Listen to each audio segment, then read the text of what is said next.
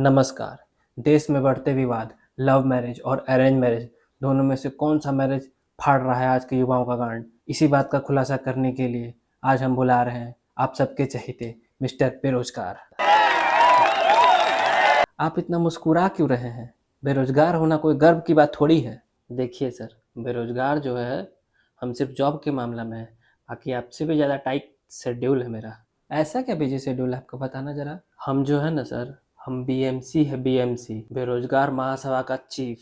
Instagram के video को सही टाइम पे लाइक करना, उस पर कमेंट करना, उसको शेयर करना ताकि उसका रीच बढ़े, जिससे इंस्टाग्राम के इन्फ्लुएंसर और इंस्टाग्राम को प्रॉफिट हो। यही काम होता है हम बीएमसीओ का।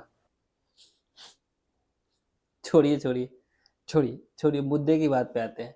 आप हमको ये बताइए कि राजा और सोनम के केस को आप किस तरीके से देखते हैं? थोड़ा टफ है बताना। जनरली जो है ना, हम इसको दो तरीके से देखते हैं। अब मान के चलिए कि सोनम और राजा का न्यूज़ टीवी पे चल रहा है, तो उस समय जो है ना हम लेट के देखते हैं। अब किसी कारणवश हमारे घर की बिजली चली जाती है, तो उस समय हमें फ़ोन में देखना पड़ जाता है। तो फ़ोन में जो है ना जनरली मैं बैठ के देखना पसंद करता हूँ। और ऊपर से अभी आम का सीज़न चल रहा है, तो एक चुस्की आम आती है, सुना होगा आपने नाम? तो वो चुस्की आम को मैं चूसते-चूसते भी देख लेता हूँ। आप बेरोज़गार के साथ-साथ अनपढ़ भी हैं क्या जी? मेरे कहने का मतलब है कि आपका क्या राय है सोनम और राजा के केस पे? अच्छा, ऐसा क्या? देखिए, इस पे तो मेरा यही राय है ना कि सोनम को जो है ना हनीमून से आने के बाद ऐसा कुछ प्लान करना चाहिए था।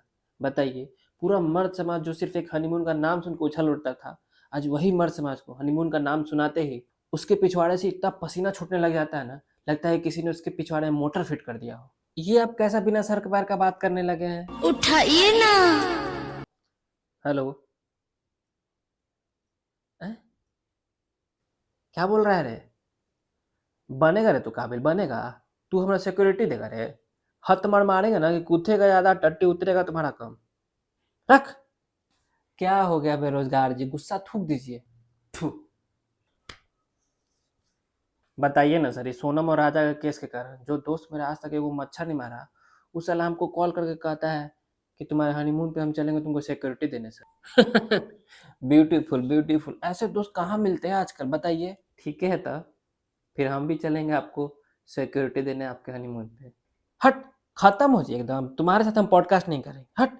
अरे बैठिए ना सर, मजाक कर रहे हो, गुस्सा थूक दीजिए। थू। अच्छा बेरोजगार जी, एक बात बताइए आप हमको कि आप सोनम के इस केस के बाद आप वुमेन एम्पावरमेंट को 10 में से कितना नंबर देना चाहेंगे? हम 10 में से 10 नंबर देंगे वुमेन एम्पावरमेंट को। पहले जब मेरा किसी से नोचा-नोची हो जाता था, तो हम बोलते थे कि भैया को बुला लेंगे, और अब मेरा जब किसी से नोचा-नोची हो जाता है, हम खाली बोलने भर का देरी है कि दीदी को बोल देंगे, सामने वाले का रूह काँप जाता है सर, रूह। मिस्टर बेरोजगार जी, अब हमको ये बताइए कि आज के समय के हिसाब से लव मैरिज सही रहेगा कि अरेंज मैरिज सही रहेगा? देखिए सर, मेरे हिसाब से जो है ना, इसका आंसर जो है ना पर्सन टू पर्सन वैरी करता है। अब मान के चलिए कि आप अरेंज मैरिज कर लिए, लेकिन आप हाथी नियर मोटहर हैं, समझ रहे हैं ना? आप हाथी नियर मोटहर हैं, तो आप ड्रम में फिट हो पाइएगा? नहीं हो पाइएगा। तो आपकी बीवी को कितना दिक्कत होगा? होगा ना? उसी तरह मान के चलिए कि आप लव मैरिज कर लिए हार्दिक पांड्या की तरह, और आपके पास एलिमनी देने लायक संपत्ति नहीं है, तो दिक्कत तो यहाँ भी होगा आपकी बीवी को। इसीलिए हम कह रहे हैं कि इसका आंसर जो है ना पर्सन टू पर्सन वैरी करता है सर, कि आपको लव मैरिज करना चाहिए कि अरेंज मैरिज करना चाहिए।